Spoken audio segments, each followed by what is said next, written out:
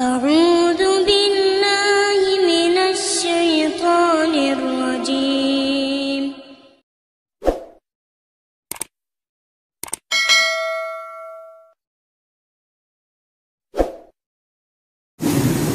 Assalamualaikum warahmatullahi wabarakatuh. Bagaimana sikap seorang istri kalau suaminya memutuskan silaturahim dengan keluarganya dan suaminya tak dapat membimbing anak-anaknya? Ibu punya 6 orang wali, 6 bu, bukan 9. Yang 9 itu wali songo. Jadi wali ibu ada 6. Yang pertama ayah, yang kedua yang tak paham datuk kakek, yang tak ngerti kakek grandfather, yang ketiga abang, yang keempat adik laki-laki, yang kelima abang ayah, yang keenam adik ayah pakcik. 6 wali ini tidak hanya mewalikan saat nikah, tapi juga termasuk dalam masalah sengketa dan lain sebagainya. Maka dipanggillah suami ibu tadi. Aun, kan Fir'aun tadi. Di sini kau sekejap. Kenapa kau putus silaturahim? Kenapa kau tak sanggup membimbing? Dulu waktu kau datang Minang pakai peci, rupanya peci kau ini tak apa isinya. Nah, ini dijelaskan sama dia. Kalau ada di antara 6 wali itu yang tentara, polisi, bagus, letakkan pistol itu di atas meja, walaupun tak ada pelurunya. Untuk apa? Untuk memberikan efek. Nah, jadi jangan lagi kita berpikir ibu mengatasi masalah sendirian. Oh, tak bisa, perempuan ini lemah. Perempuan itu ada 6 wali yang menolong dia, depan, belakang, kanan, kiri, 4, atas, bawah. Bagaimana hukumnya suami tak sholat? Bagaimana tindakan istri? Kekeliruan.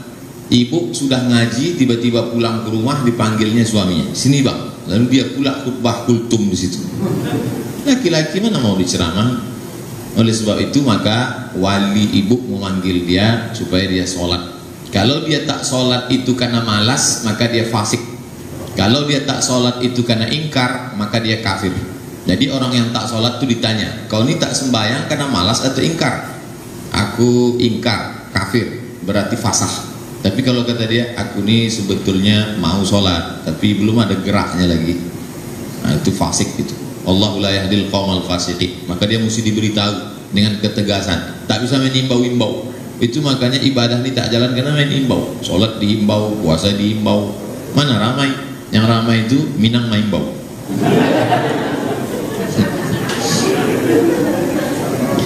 Saya mau tanya, daerah saya ada pembagian warisan laki-laki mau secara agama. Secara agama maksudnya perempuan 25, laki-laki 50, berdasarkan ayat lidzakari mithlu hadzil unsyayain. Sedangkan yang perempuan maunya pembagian secara adat.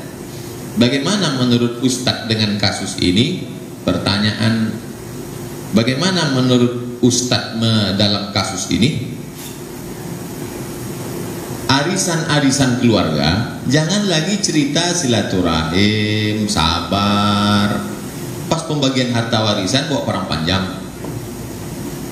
motong sapi tak sanggup, motong saudara sanggup. Oleh sebab itu arisan keluarga cobalah robah judulnya pembagian warisan menurut Islam. Begitu kalau arisan keluarga. Nah, kalau bapak ini nanti mati, jangan cari ustadz yang kasar gitu, sakit hati dia. Lembut-lembut lah. Kalau si Anu meninggal, nah itu buat orang Jawa. Walaupun tujuannya di situ, karena orang tua ini iba dia kalau langsung cerita mati kan, ngelelehin mata dia. Lalu kemudian dijelaskanlah pembagiannya begini pak. Kalau suami meninggal, istri ada anak, maka dapatnya 1/8. Kalau tidak ada anak, dapatnya 1/4. Langsung ibu itu buka kalkulator. Banyak juga Pak Ustaz. Anak laki-laki 2 kali bagian anak perempuan. Ini bukan rasis.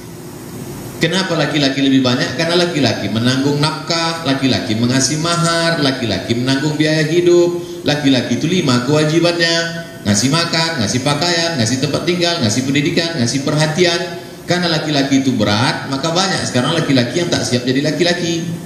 Itulah bencong. Mohon maaf Pak, begitu. Saya usahakan supaya berwibawa ceramah, tapi keceplosan juga.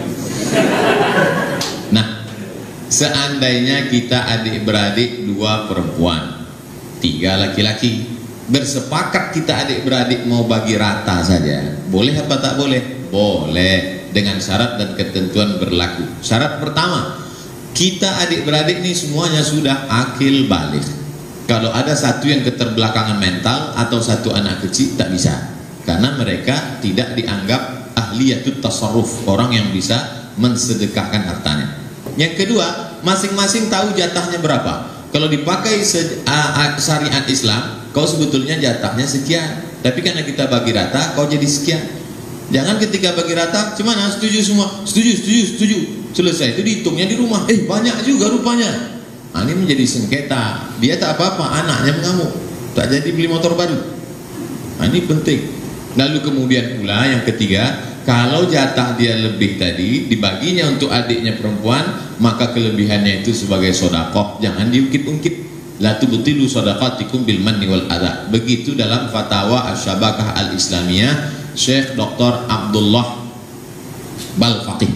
Syekh Dr. Abdullah Balfaqih mengatakan boleh bagi rata dengan musyawarah, tapi cukup syarat dan ketentuan berlaku. Tapi hukum asalnya laki-laki 2 kali bagian perempuan. Ustadz, ini ada pertanyaan bonus. Ada pula. Kenapa Tuan Guru kami ditolak untuk ceramah di Eropa? Saya sampai ke Swiss, sampai saya tak boleh masuk. Saya tanya, kenapa tak boleh masuk? Karena sudah pernah ceramah di Belanda lalu diusir. Itu kata dia, kata orang imigrasi. Katanya saya pernah ceramah di Belanda, membuat keributan lalu diusir, dan ada printnya. Dibukanya tas dia, ini print. Saya pun terkejut. Saya bilang, this first time I visit Europe. Kita walaupun makan ketupat gulai paku saja sekali-sekali. Ikut pertama kali ke Eropa. Katanya enggak, ini bukti. Ini bukti. Tanya, mana paspor lama? Mana pula awak pergi bawa paspor lama? Paspor baru. Ini bukti, pernah ceramah di Amsterdam, diusir. Siapa pula mengirim-ngirim itu? Tak tahu. Kita banyak haters kan.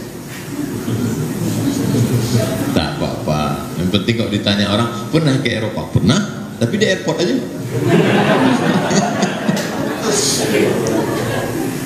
Bolehkah kita berkurban menggadaikan emas perhiasan di Pegadaian? Mengatasi masalah tanpa masalah. Pegadaian syariah, kalau nanti ada menawarkan pegadaian syariah, tolong jangan tersinggung ya Pak, Ibu Sales. Mana fatwa DSN, Dewan Syariah Nasional? Kalau dikasihnya ini, itu halal tuh. Tahu saya tanya-tanya lagi. Kalau udah ada fatwa DSN, jangan tanya lagi. Mana dalilnya menurut Quran dan Sunnah ijma qiyas? Macam paham aja. Kita percayakan aja pada ulama. Sama macam kita naik pesawat. Kita naik pesawat kan kita percayakan aja sama pilot pramugari. Pernah Bapak Ibu waktu naik pesawat ketuk pintu pilot tanya, mana kopling sama gas rem tangannya? Macam tahu aja kemana minyak. Nanya oli samping pula lagi. La ilaha illallah.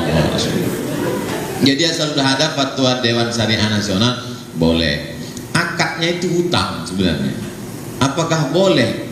Gak ada, itu kan hutang. Kita pinjam duit, cuman orang tak percaya nengok kita, maka dipegangnya barang kita. Nanti kalau kita tak lunasi, diambilnya barang itu, selesai masalah. Kan begitu ceritanya. Nah, boleh tak sebetulnya orang berutang untuk kurban? Utang terbagi dua. Satu namanya utang adainu yurja adauhu, hutang yang ada diharapkan pembayarnya. Yang satu lagi la yurja adauhu, tak ada diharapkan pembayarnya. Kalau orang BKD berutang, kira-kira ada tak yang diharapkan pembayarnya? Ada. Gaji. Cuma lah Pak Ustaz, kan udah tak sampai gaji lagi, udah dipotong pengnya Pak Ustaz. Nah, jangan lanjutkan, sedih saya dengar. Jadi kalau hutangnya itu termasuk jenis yang pertama, ada diharapkan pembayarnya, boleh. Pinjamlah aku duit 2,5 juta. Kapan kau bayar? Bulan depan aku gajian. Boleh. Yang tak boleh itu, pinjam duit 2,5 aku mau berkurban. Apa kau bayar? Kuserahkan pada Allah. Tak boleh. Orang BKD berutang boleh. Boleh Ustadz tolong jelaskan. Begitu orang Riau bertanya, lembut ya, tapi mengena. Boleh Ustadz jelaskan tentang apa saja batasan aurat wanita? Innal mar'ata, perempuan, la yasluh laha an yura minha, tak boleh nampak dari badannya, illa haza, kecuali ini, wa haza, dan ini.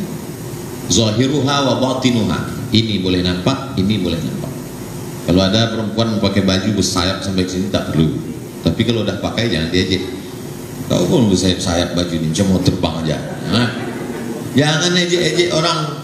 Karena kalau kita ejek orang, dia teraniaya, berdoa dia. Ini saya yakin, wallahu a'lam, bukan. Saya yakin ini COVID ini termasuk juga mungkin gara-gara kita banyak mengejek orang bercadar dulu. Nah, sekarang bercadar semua. Dulu asal nampak orang cadar, hai ninja. Asal nampak orang bercadar. Nah, sekarang bercadar semua. Oleh sebab itu maka tutup aurat. Alhamdulillah. Seandainya dipejamkan mata orang dari luar sana, bawa ke dalam ini, setelah itu suruh dia buka, suruh dia tanya, kau sekarang sedang berada di mana? Pasti dia akan menjawab, aku sedang berada di pondok pesantren. Karena semua pegawai BKD bertutup aurat, rambut tertutup, semua tertutup, ini nampak mata. Perempuan berkalung sorban. Saya belum nonton filmnya, nengok. Nah, oleh sebab itu sudah menutup aurat. Kemudian rambut sudah tertutup, bawah semua sudah tertutup. Lalu kemudian jangan sempit. Jangan sempit. Ada juga orang bertutup tapi sempit sampai menjerit kaki. Tak boleh. Lalu kemudian jangan memakai parfum yang terlampau harum. Dipakai di pasar bawah, keciuman di sini. Sampai-sampai kalau imam membaca ayat di depan, dipakai parfum ibu itu di sok paling ujung, tercium ke depan. Wala ana amidu ma'abatum wala antum ma'abiduna ma'abud wala ana amidu ma'abatum, hilang lakum dinukum walian. Parfum yang menghilangkan bau saja, menghilangkan bau saja. Karena Nabi tak suka orang bau. Man akala basolan, ada lontong.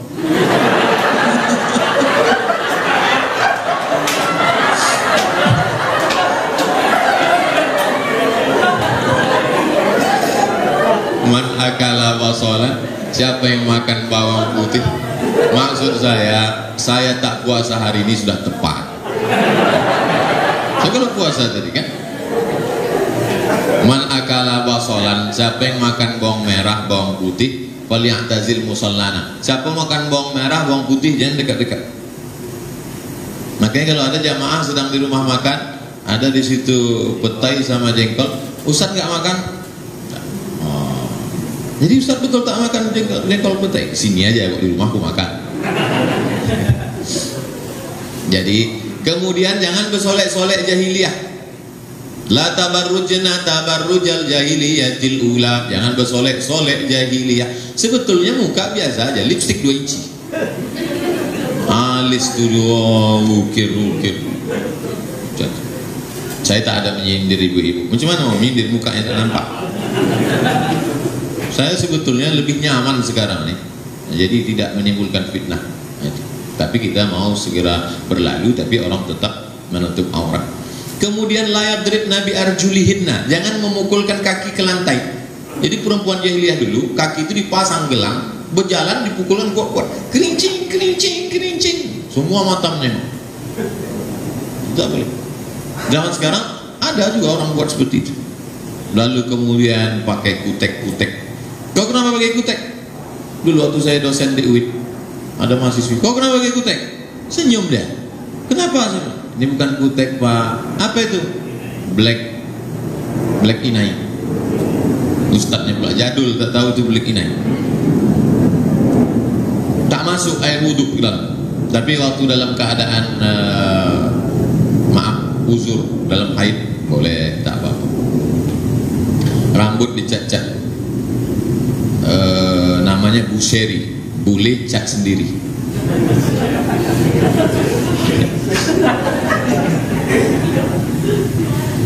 Alhamdulillah, senang kita di BKD tak ada yang tak menutup aurat. Apa hukumnya menjual kulit kurban?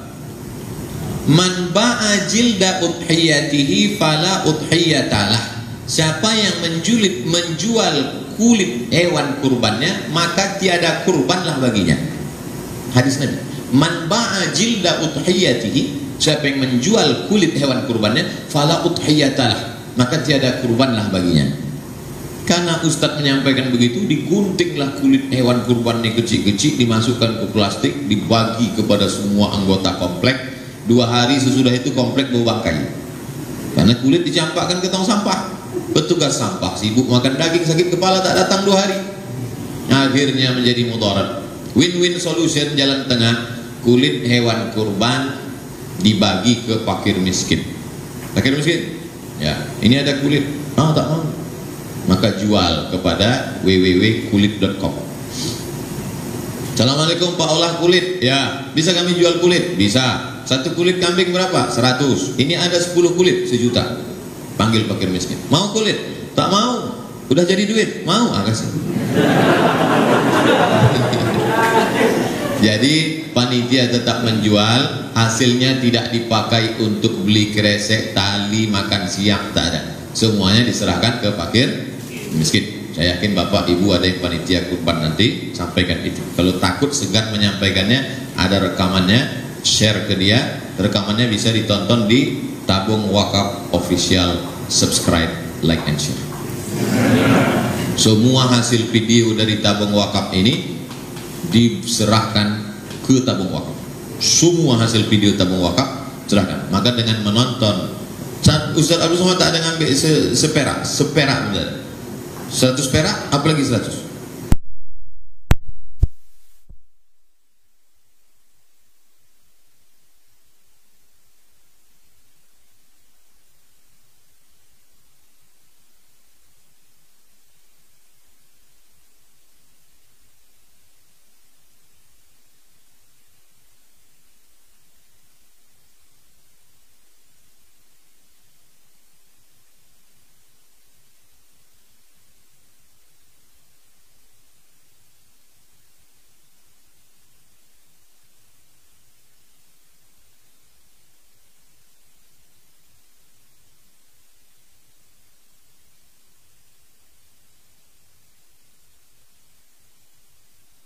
Tengok penyembelihan karena COVID, tak apa-apa, langsung saja pakai transfer, kirim sampai boleh. Jadi menyaksikan, menyembelih sendiri itu bukan rukun, bukan syarat, bukan wajib, hanya sunnah. Apa hukumnya penyerobot tanah wakaf yang dulunya orang tuanya pernah mewakafkan tanah untuk bangun masjid, tapi karena tak hitam di atas putih, wakafnya tersebut diambil kembali anak-anaknya selaku ahli waris. Inilah anak durhaka di atas durhaka.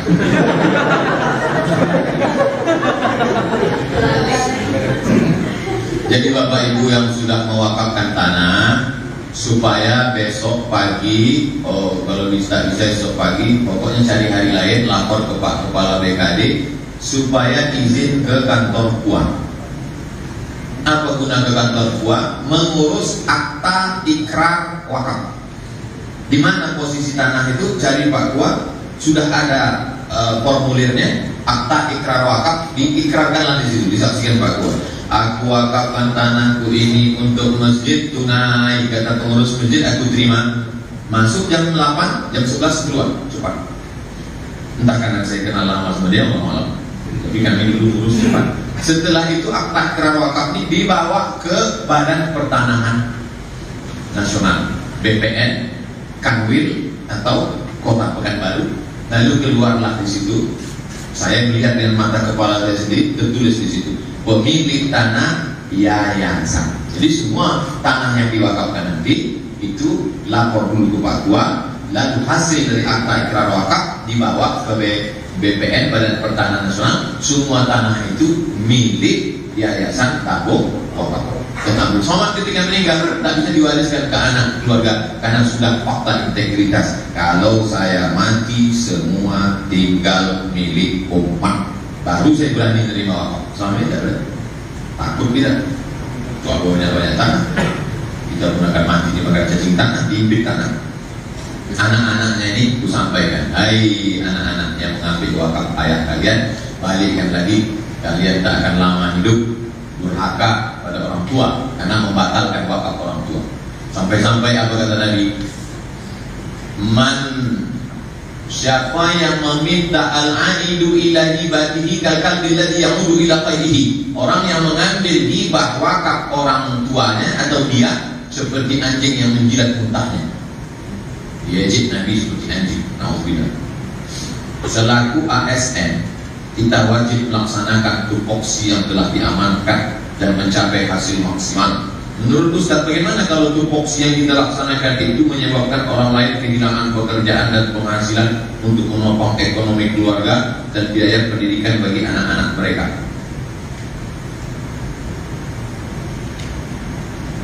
Ibu, bapak macam kereta, jalan saja di rel.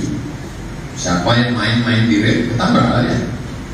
Maka ada hukum, ada kebijaksanaan. Pak polisi datang seorang anak melaporkan ibunya, ditolak sama polisi. Secara hukum ini adil, tapi puncak dari keadilan adalah ketidakadilan.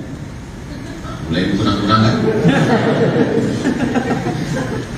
Secara hukum si anak menuntut ibunya, kalau mau pakai hukum, tapi ada yang lebih adil daripada itu adalah, tapi tak bisa main perasaan sebagai pimpinan. Ini orang sudah tidak melaksanakan pekerjaan, tidak hadir di tempat waktu, tidak begini, mesti dihukum. Kalau dia dihukum nanti anaknya tidak bisa makan.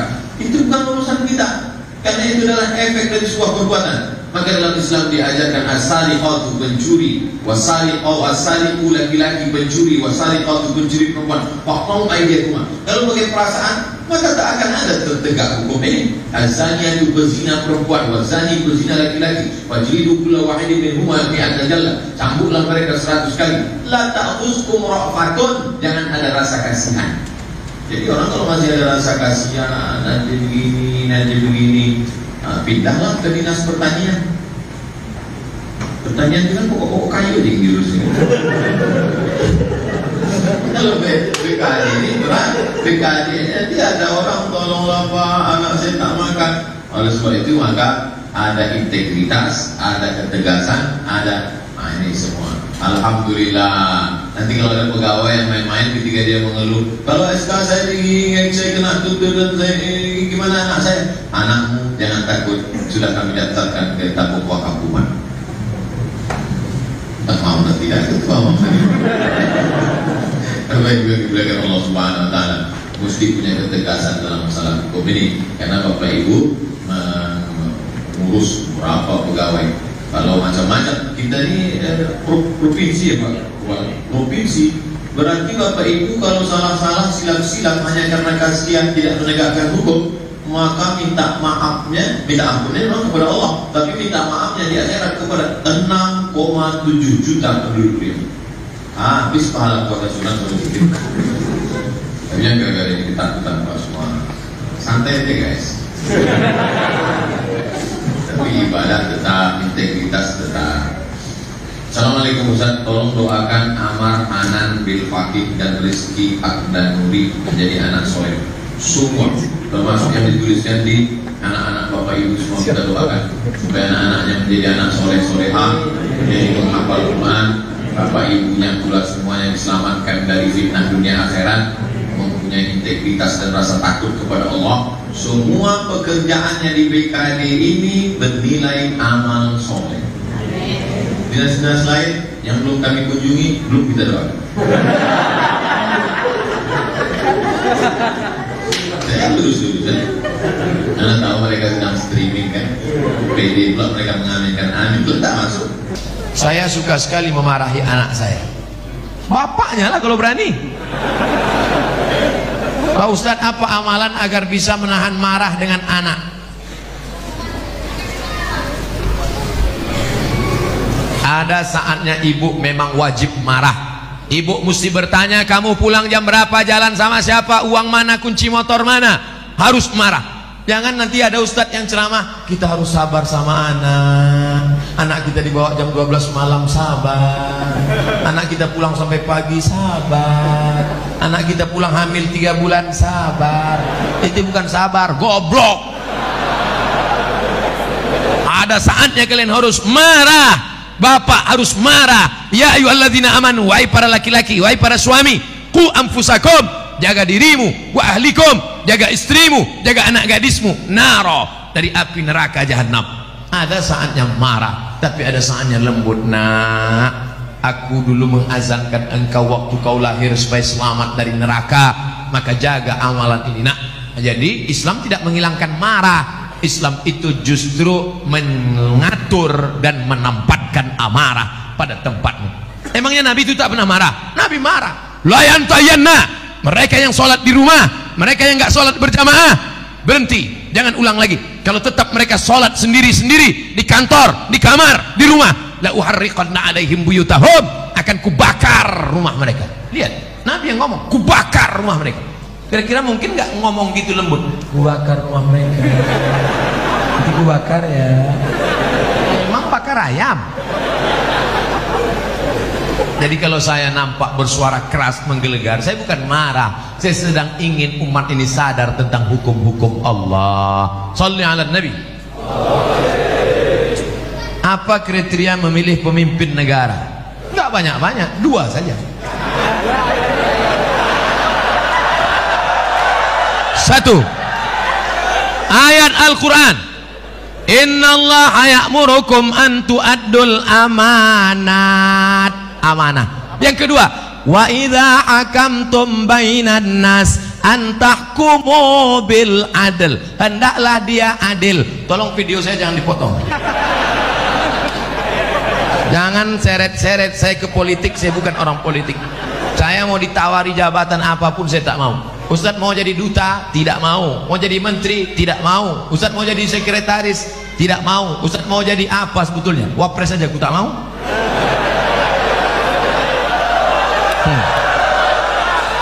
Biarkan aku terbang sejauh mata memandang, ceramah ke Bontang.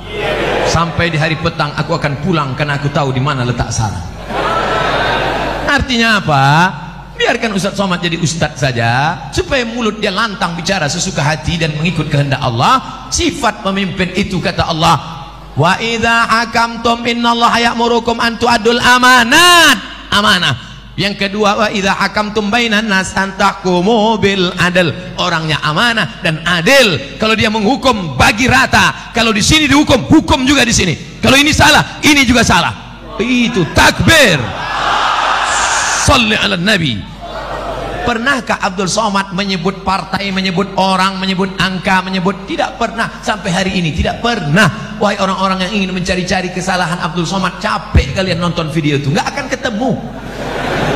Paling-paling kalaupun mau kalian cari-cari, paling-paling kalian dapat hidayah mendengar ceramah itu. Diputar pagi petang, kapan dia salah, kapan dia salah. Ya nggak ketemu. Emang ini Ustaz kaleng-kaleng?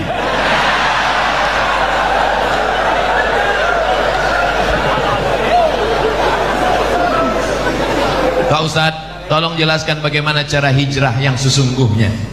Hijrah itu mudah aja, ambil bawa pakaian, pindah.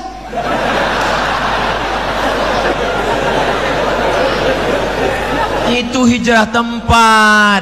Hijrah yang sesungguhnya itu apa? Wal muhajir man hajara manahallahu an. Orang yang hijrah adalah orang yang meninggalkan semua yang dilarang Allah Subhanahu wa ta'ala. Alhamdulillah Ustaz, kami sudah hijrah. Apa namanya? Biker hijrah. Itu kemarin masih bonceng cewek. Ini pacaran syariah, Bos. Boleh, nggak ada. Anak-anak muda, para bikers, anak-anak muda, kalau kalian betul-betul hijrah, ambil HP, buka, cari namanya, delete, buanglah mantan pada tempat. Jangan lagi masih berteman-berteman, malam-malam masih bangun, yang tahajud ya. Ngapain kau bangunkan dia? Mak dia kan ada di dapur. Macam anak yatim piatu aja. Oleh sebab itu hijrah ini total. Hijrah yang akidah Ahlus Sunnah wal Jamaah, la ilaha. Yang sebelum ini belum hijrah, akidahnya rusak, kemana-mana percaya batu cincin. Maka setelah itu dia buang itu semua. Dia sudah akidah Ahlus Sunnah. Yang selama ini masih percaya lagi, keris kecil dimasukkan ke dompet. Rupanya salah, patah, tertusuk.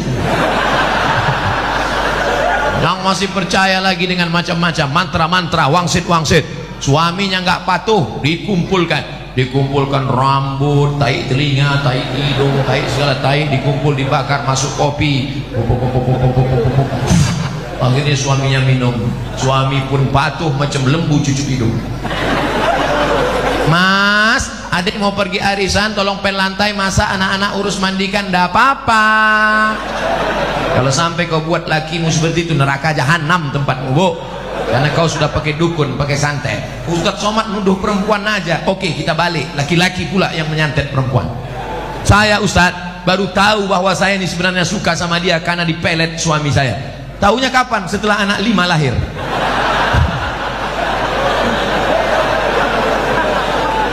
Gara-gara siapa? Kalian juga yang salah. 5 tahun yang lalu ketika dia datang mau meminang baik-baik, Adinda nikah sama abang ya. Apa? Jelek, miskin? Twih. Akhirnya air ludahmu diambil, dibawanya ke dukun, dijampi-jampi. Kau pun siang malam terbayang-bayang, makan tak kenyang, tidur tak lengah. Siang malam jadi kenangan, mau makan mie ayam, nampak wajahnya terbayang.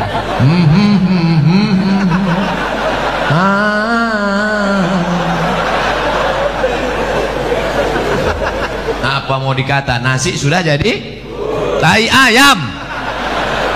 Jangan lagi hijrah masalah akidah, hijrah ekonomi, beralihlah ke Bangkal Timtara Syariah. Kenapa Ustaz sebut itu? Kalian orang Kaltim, maka gunakan aset daerah yang syariah, maka beralihlah ke bank syariah supaya selamat daripada riba. Ideologi, politik, sosial, ekonomi, betul-betul hijrah. Selama ini nggak sholat. Alhamdulillah suami saya sejak dengar ceramah Ustaz Somad sudah hijrah. Oh, sholatnya rajin sekarang Pak Ustaz. Sholat apa? Sholat Jumat. Sholat kok cuma hari Jumat? Sholat zuhur, sholat asar, sholat maghrib, sholat isya, sholat tahajud, sholat duha, sholat qabliyah, sholat ba'diyah, sholat witir. Minta ampun kepada Allah atas segala silap dan salah kita. Mudah-mudahan Allah menerima hijrah kita insyaallah. Ya ayyuhalladzina amanu, hai orang beriman, tubu ilallah, taubatlah kepada Allah, taubatan nasuha, taubat nasuha. Apa saja bukti Islam adalah agama yang benar? Kenapa Allah membiarkan orang-orang membuat agama-agama yang lain? Kenapa enggak orang itu Allah hilangin aja? Hal apa yang dapat kita lakukan meningkatkan keimanan kita pada Allah Subhanahu wa taala? Kira-kira sulitkah bagi Allah meratakan orang yang tidak beragama dengan agama Allah? Innama amruhu iza arada syai'an ayakula lahu kun. Ada yang mati ditelan bumi, Qarun. Ada yang mati ditelan Laut Merah, Fir'aun. Ada yang mati karena nyamuk, Namrus yang gagah perkasa, raja yang membakar Nabi Ibrahim, itu matinya cuma karena nyamuk, lupa pakai autan.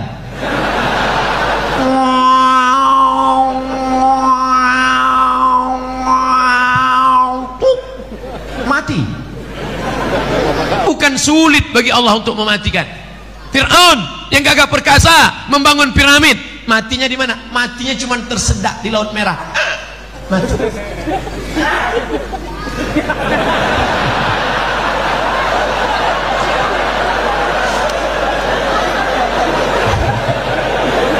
Oleh sebab itu maka kenapa Allah membiarkan? Pertanyaan anakku, pertanyaan saudaraku, ini pernah saya tanyakan kepada Profesor Dr. Syekh Muhammad Jibril, guru besar tafsir di Universitas Al-Azhar Kairo. Syekh, kaum Ad mati, kaum Samud mati, kaum Madian mati. Mengapa Bani Israel tidak mati, Syekh? Apa kata Syekh Muhammad Jibril tersenyum melihat saya? Anakku, kalau Allah membinasakan Bani Israel, lalu kau masuk surga pakai tiket apa? Kalau Allah menghancurkan Bani Israel di Palestina, lalu kau masuk surga pakai tiket apa? Ini Allah biarkan supaya dia menjadi jihad kita.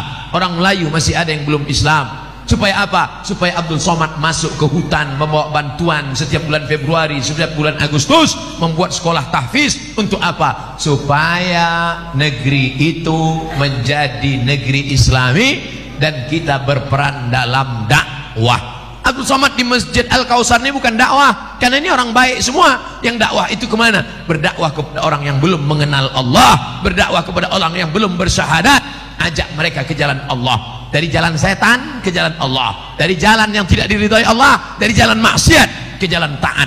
itulah dakwah. Jadi kenapa Allah biarkan? Supaya kita mendapatkan pahala dakwah jihad fi sabilillah. Mana adrenalin dakwahmu, mana semangat dakwahmu, bangkitkan. Teman-teman yang belum hijrah, ajak dia hijrah. Tetangga yang belum sholat, ajak dia, ketuk pintunya. Assalamualaikum. Waalaikumsalam. Bapak belum sholat? Terserah saya, mau sholat mau nggak, apa urusan kamu? Pak, jangan kasar gitulah Pak. Pergi sana. Besok datang lagi. Pak, ayo ke masjid. Jangan aja ke masjid. Kau belum lahir, aku udah lahir. Hari ketiga datang lagi. Pak, ayo ke masjid. Jangan ajak saya. Nanti bapak kalau mati kami campakkan ke sungai ya. Bapak ke masjid apa enggak? Iyalah. Nah, 3 hari aja kena. Saya waktu kecil belum pernah diakikahkan. Akikah itu hari ke-7. Nggak ada duit hari ke-7, hari ke-14. Hari ke-14 nggak mampu, hari 21. 21 nggak mampu, nggak usah tengok kalender. Setahun, 2 tahun, 5 tahun, 6 tahun, 7 tahun, 8 tahun. Sekarang umur bapak berapa? 40 tahun. Belum akikah? Belum. Pulang dari sini beli kambing, masak, saya datang makan semua. Tapi akikah saja, jangan cukur rambut, jangan ganti nama baru, jangan minta ayun pakai marhaban. Marhaba ayanur, disangka yang diayun cucunya, bapaknya.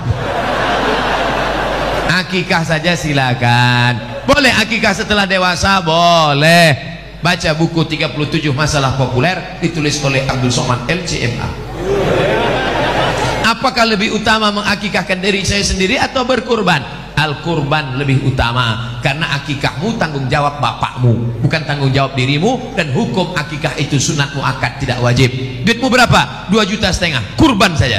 Duitmu berapa? 5 juta, 2,5 juta untuk kurban, 2,5 juta untuk akikah. Jangan hitung-hitung sama Allah. Nanti Allah hitung-hitung juga sama ente. Jangan diskon-diskon sama Allah. Nanti di diskon Allah nafas ente setengah.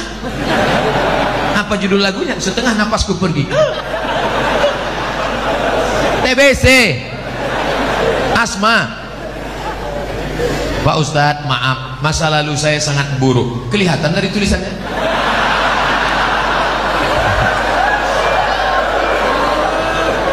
Sekarang saya lagi memperbaiki, Pak Ustadz. Bagus. Tak ada orang yang tak pernah bersalah, saudaraku. Orang yang baik bukanlah orang yang tak pernah bersalah. Orang yang baik adalah orang yang pernah bersalah dan memperbaiki kesalahannya. Lagu Roma. Tapi terkadang masih kepikiran masa lalu dan membuat niat baik ngedown. Nah, bagaimana cara agar kita tidak berpikir ke masa lalu? Jangan terlampau melihat spion ke belakang sampai kau lupa ada harimau di depan. Jangan terlampau melihat masa lalu sampai kau lupa menatap masa depan. Kalau perlu kau buang spionnya, campakkan, nengok ke depan aja. Maka tatap masa depan, Allah mengampuni dosamu, kau bangkit bersemangat. Lalu kemudian Allah akan memberikan keridhaan. Jangan lupa berjamaah dengan jamaah majlis pengajian Bada LNG maupun LNG Bada. Jangan sendirian. Jangan pernah sendirian. Kenapa? Karena serigala hanya akan menerkam kambing yang sendirian, memisahkan diri dari jamaah. Kalau engkau berjamaah, insya Allah, maka jaga jamaah ini agar tetap istiqomah. Amin.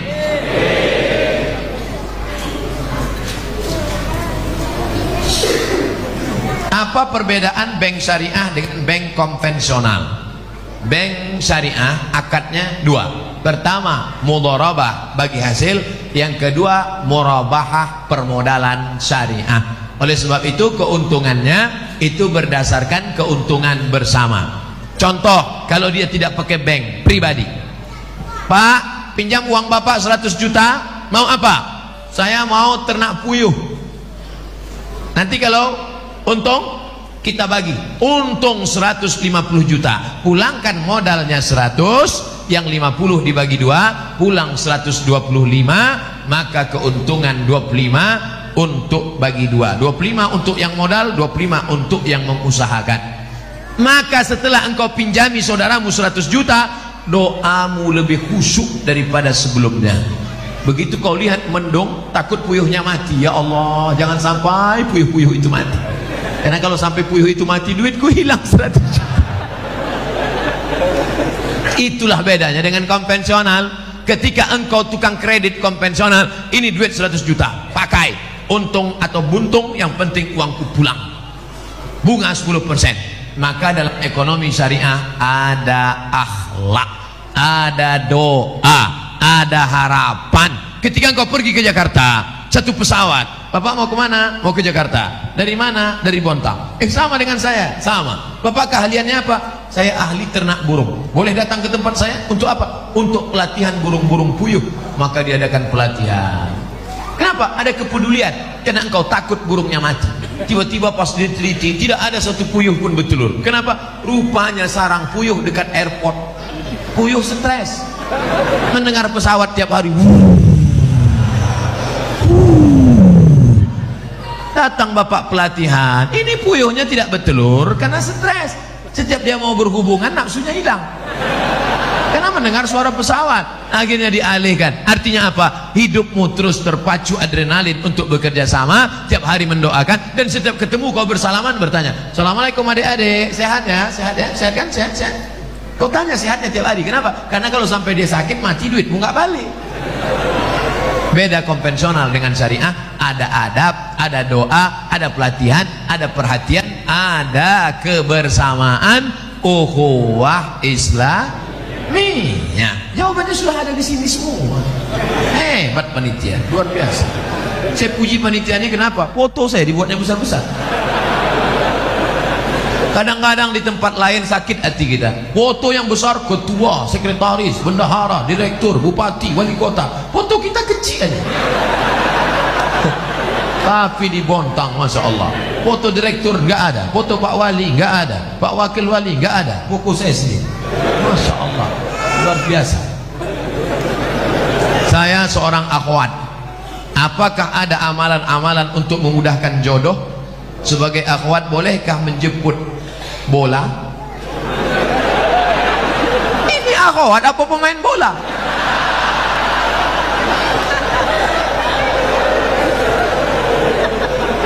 Maksud dia, boleh nggak menawarkan diri pada orang soleh? Saya tidak menjawab, saya cerita, bapak ibu jawab. Ketika Nabi sedang tausiah, tiba-tiba tegak seorang perempuan.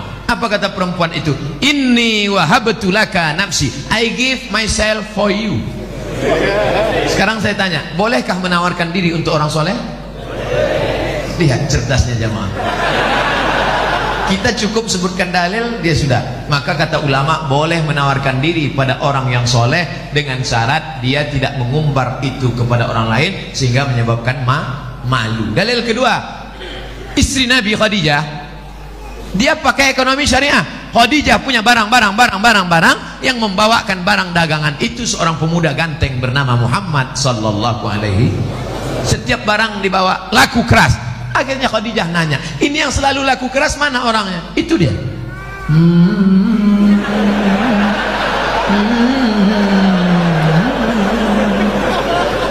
Itu dia. Iya. Siapa namanya? Muhammad. Yang ganteng itu. Iya. Maka kata Khadijah, diutuslah seorang laki-laki. Coba tanya dia, mau nggak dia nikah sama saya?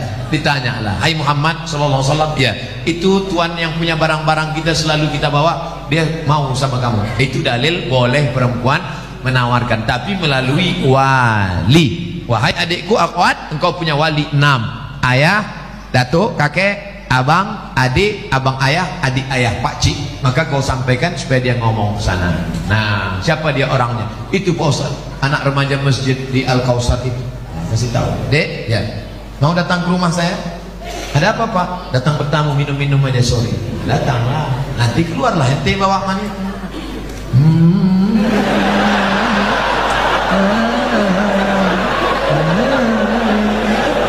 Lalu kau pun minumlah, tengoklah dia. Setelah itu barulah tanya, Dek, ya tadi waktu di rumah tadi ada minum teh kan? Iya. Gimana nampak yang bawa teh tadi? Saya nggak ngelihat Pak. Kenapa tak kau tengok? Besok pagi bisa kau datang? Bisa Pak. Besok datang, tengok jelas-jelas ya. Aku ngundang kau cucunya mau nengok keponakanku itu. Bodoh kali kau.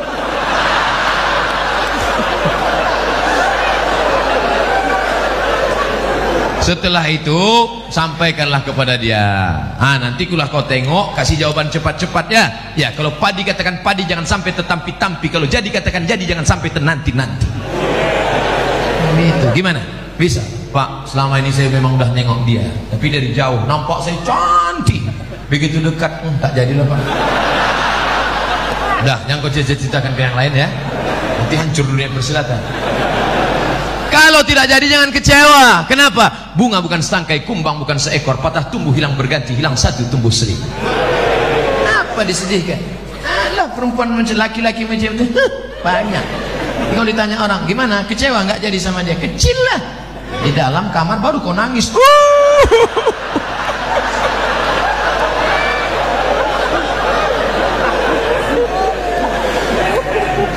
Ini sudah ditetapkan Allah. Ini takdir sudah tertulis di Lauhul Mahfuz bahwa teh kotak ini punya Abdul Somad, bahwa minuman ini punya Abdul Somad. Ini takdir. Aku tahu rezekiku punya aku dan tidak mungkin diambil orang. Betul? Ini punya Abdul Somad, satu pun tidak akan mengambil. Begitu juga dengan jodoh. Jodohmu tak akan mungkin diambil orang. Tapi kau mesti ada ikhtiar dan usaha untuk membuka botolnya, mau masuk. Jangan cuma kau tengok aja, menganga lah. Harus ada usaha. Jangan nanti ditanya, gimana dek? Saya serahkan sama Allah aja. Kalau memang jodoh nggak akan kemana. Tak akan lari gunung dikejar. Di mana gunung nggak lari dikejar?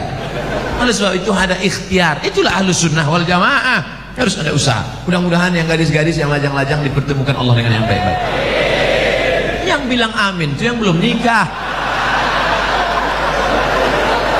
Anak udah 3, amin.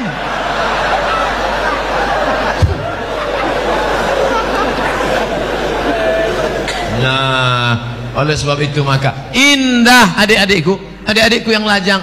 Indah kalian nanti bercerita ke anak-anak. Papa, ya, papa ketemu mama dulu di mana? Waktu itu ada ustadz datang ke masjid LNG Bada atau Bada LNG,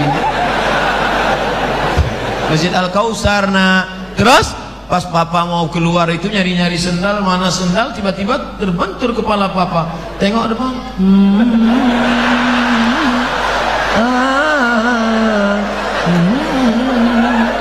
Nah, itulah mamamu. Indah. Sekarang banyak laki-laki tak bisa bercerita indah dengan anaknya. Papa, ya, gimana jumpa mama dulu? Salah sambung. Papa, ya, gimana jumpa mama dulu? Ditangkap hansip kami. Waktu itu kami sedang main-main di taman LNG Bada. Habis itu datang security, tangkap, bawa ke Papua, nikah langsung. Terus kok jadi kami? Ya, lama-lama mak kau cantik juga tengok. Aduh. Jika di Bontang sudah ada bank syariah seperti bank muamalat, BSM, apakah kita masih boleh menabung di bank konvensional? Tidak ada alasan. Besok pulang dari kantor atau pas jam, ambil cuti sebentar 1 jam, izin, ambil tarik, beralihlah ke bank Kaltim-Tara Syariah. Takbir. Ustadz dikasih berapa sama Bank Kaltim-Tara? Tidak pernah jumpa, tidak pernah ada tegur sapa. Tapi saya membawa spirit syariah kemana-mana pun, saya selalu sampaikan itu. Robahlah bank konvensional menjadi bank syariah. Hai bupati, hai wali kota, hai gubernur, amalmu kalau mau tidak putus setelah kematian. Robah bank Kaltim-Tara menjadi bank syariah. Takbir. Mengalir pahalanya, Pak. Memangnya kau jadi bupati, wali kota, gubernur berapa lama? Paling lama 2 periode, itu pun kalau ada yang nyoblos. Paling lama 10 tahun, itu pun kalau tak ditangkap KPK. Habis itu pensiun, stroke, stres, mati. Apa yang kekal abadi? Tuh amalmu. Buatkan perda zakat, keluarkan orang dari konvensional. Maka setelah kau mati, macam tetesan embun di tengah gurun pasir yang panas. Dulu waktu kau punya jabatan, disambut orang pakai baliho, disambut pakai umbul-umbul, dibukakan pintu. Sekarang menengok pun orang tak mau. Akhirnya kau depresi, stres, batuk, mati. Sekarang banyak golongan yang mengaku dirinya yang sesuai dengan Rasulullah Sallallahu Alaihi Wasallam. Bahkan masjidnya pun khusus untuk kelompoknya saja. Padahal di sampingnya ada masjid yang sudah lama dibangun masyarakat. Apakah benar Rasulullah mengajarkan cara beragama seperti ini? Tidak. kita semua yang bersyahadat mengikut sunnah Rasulullah, kita adalah ahlus sunnah wal jamaah. Kita ini semuanya ahlus sunnah karena kita mengikut sunnah menutup aurat, kita mengikut sunnah kita sholat berjamaah, kita mengikut sunnah. Adapun perkara yang remeh-temeh, sepele-sepele, jangan kelahi hanya masalah sepele, kelahi masalah bulu. Yang sudah punya ada jenggot, lanjutkan jenggotmu panjang. Yang tak ada jenggot, beli itu obat gosok-gosok. Jangan kelahi masalah bulu. Ini yang gak suka jenggot, ngejek yang jenggot. Aku nengok kau berjenggot macam kambing. Tentu yang berjenggot sakit hati. Aku berjenggot kambing, ya. Kau tak berjenggot anjing. Berkelahi kambing sama anjing. Ini kan masalah sepele. Masalah Islam mengatur. Oleh sebab itu jangan kelahi. Kelahi hanya masalah kaki celana. Yang udah motong kaki celana, ya nggak apa-apa. Jangan disambung lagi ke bawah. Ini masalah khilafiyah. Jangan diajak yang udah motong. Aku nampaknya ente sejak hijrah ini bertambah tinggi nampaknya. Jadi dia sakit hati. Bagus dia potong kaki celana supaya tidak nginjak ayam. Tapi yang kaki tertutup begini, dia bilang, nanti jumpa sama orang, dulu kita jumpa sama orang salaman, sekarang aneh gitu, neraka. Manjar rasaubahu khuyala. Kalau mata kakinya tertutup, kalau sombong. Kalau nggak sombong nggak apa-apa kata Imam Nawawi. Kalau nggak sombong nggak apa-apa kata Imam As-Suyuti. Kalau nggak sombong nggak apa-apa kata Syekh Atiyah Saqar. Kalau nggak sombong nggak apa-apa kata Imam Sun'ani dalam Subulus Salam. Kalau nggak sombong nggak apa-apa kata Imam Syaukani dalam Nailul Autar. Kalau nggak sombong nggak apa-apa kata Syekh Yusuf Qardawi dalam kitab Mafahim Kaifa nata'amal ma'as sunnah. Oleh sebab itu ini masalah khilafiyah, masalah usolli, masalah enggak usolli fardal asli. Yang satu enggak pakai usolli.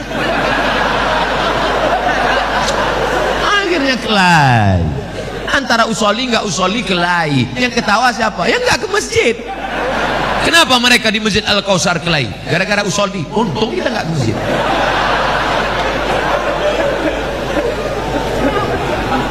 Mari kita jaga persatuan. Maka judulnya Masya Allah, Ukhuwah Islamiyah. Mau NU, mau Muhammadiyah, mau Al-Wasliyah, mau Perti, mau Persis, kita semua saudara. Asyhadu an la ilaha illallah wa asyhadu anna Muhammadan Rasulullah. Tapi kalau ada yang mengatakan ternyata setelah Nabi Muhammad itu ada Nabi lagi ke-26, itu bukan saudara kita. Itu harus diajak masuk Islam lagi, ulang syahadat. Karena la nabiyya ba'dah, tak ada nabi sesudah Nabi Muhammad. Siapa nabinya?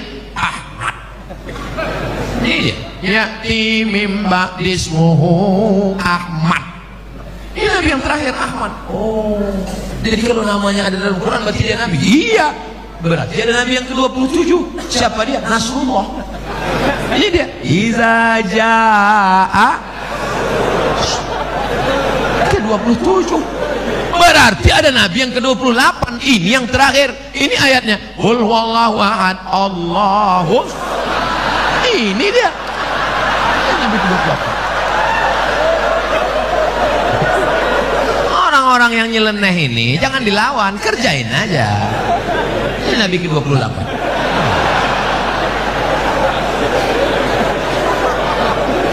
Tolong jangan dipotong videonya. Nanti pengakuan Ustadz Somad dibontang, Nabi ke-28. Ini potong-potong video nih. Makanya tonton video dari awal sampai akhir, lihat video aslinya, jangan lupa subscribe.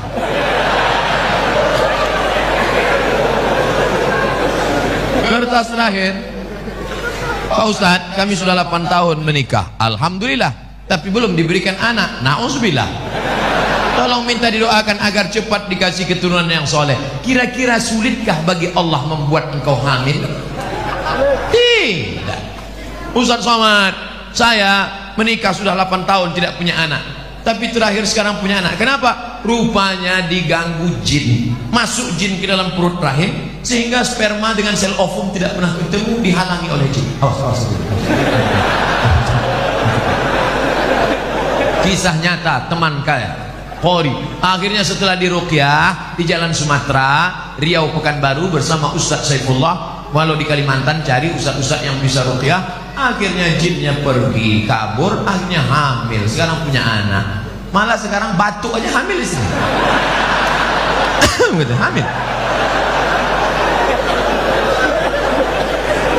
Oleh sebab itu maka sudah divonis tidak mungkin hamil Ibrahim. Itu istrimu tidak mungkin hamil Ibrahim. Kenapa? Aqimah, karena dia mandul.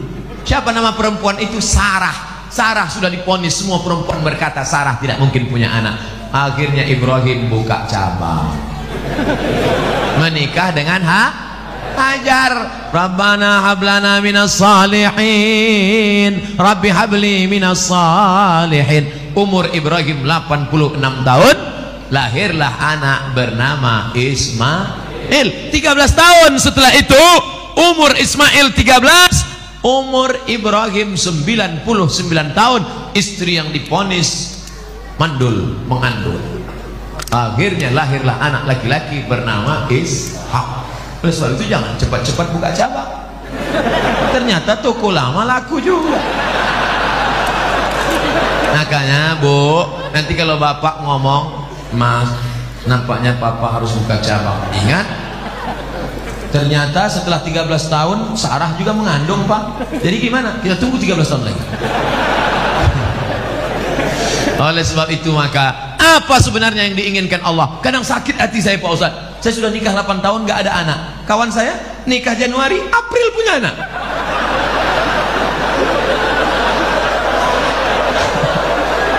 Di mana keadilan Allah, Pak Ustaz?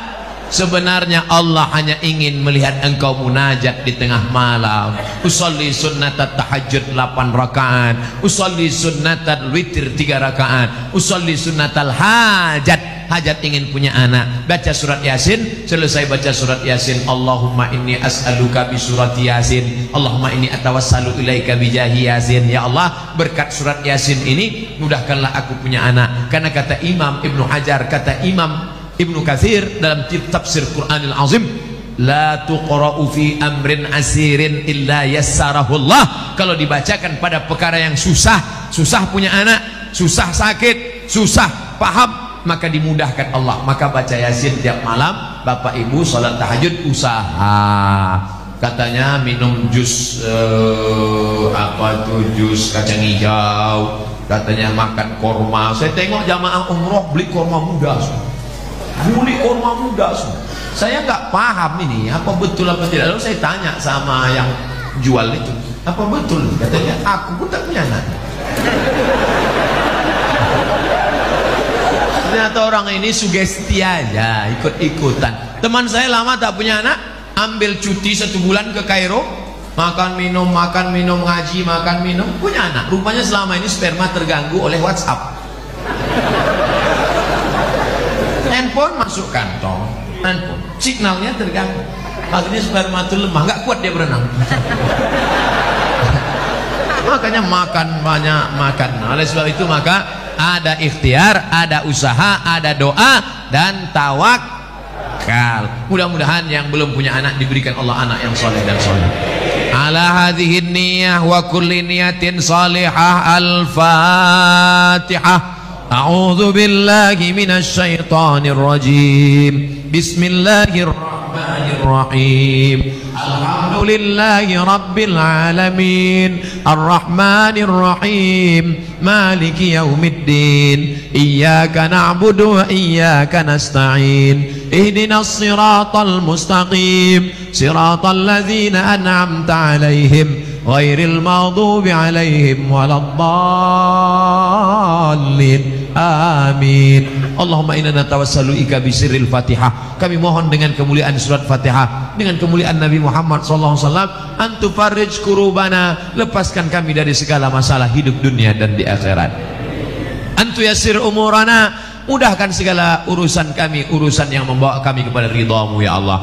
La tada'lana fi maqamina hadza wa fi sa'atina hadhihi dzamban illa ghafartah. segala dosa-dosa kami ampunkan, bersihkan kami ya Allah. Wala dainan illa qadaita, lepaskan kami daripada hutang piutang riba ya Allah. Wala maridan illa syafaita, ada di antara kami yang sakit, sehatkan, sembuhkan, hilangkan penyakitnya ya Allah.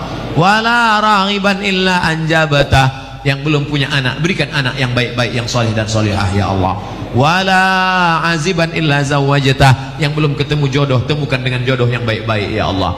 Wala hajatan min hawaijid dunya laka ridha wa lana fiha salah illa qadaitaha wa yassartaha, hajat dunia hajat akhirat baik bagi kami dan engkau ridha, maka tunaikanlah ya arhamar rahimin. Ya muqallibal qulub, wahai engkau yang membolak-balikkan hati, sabbit qulubana ala dinika wa ala ta'atik, kokohkan hati kami dalam agamamu dan dalam ketaatan kepadamu. Allahumma ja'alna minat tawwabin, jadikan kami orang yang taubat. Waj'alna minal mutatahhirin, jadikan kami orang yang mensucikan hati. Waj'alna min ibadikas salihin, jadikan kami orang-orang yang saleh. Allahumma waffiq ulata umurina, berikan taufik hidayahmu pada pemimpin-pemimpin kami, supaya hati pemimpin kami condong untuk menolong agamamu ya Allah. Allahumma ja'al hadzal balada baladan aminan mutmainnan ya'tihi rizquhu min kulli makan, jadikan Bontang ini negeri yang aman, damai, terbuka pintu rezeki dari segala penjuru ya Allah. Allahumma dafa'an al-ghala wal waba wal fahsya wal riba wal zina wal munkar, selamatkan Kalimantan Timur dari segala malapetaka, bencana, riba, zina, narkoba, perbuatan keji dan mungkar. Allahumma akhtim lana bi husnil khatimah wa la taqtim alaina bi su'il khatimah. Allahumma ja'al akhir kalamina inda intihai ajalina, jadikan akhir kalam kami ketika ajal kami sampai, yang keluar dari mulut kami kalimat la ilaha illallah Muhammadur Rasulullah sallallahu alaihi wasallam. Rabbana atina fid dunya hasanah wa fil akhirati hasanah wa qina adzaban nar. Wa sallallahu ala sayyidina wa maulana Muhammad wa ala alihi wa sahbihi wa sallam, walhamdulillahi rabbil alamin. Taqabbalallahu minkum minna wa minkum taqabbal ya karim. Wassalamualaikum warahmatullahi wabarakatuh.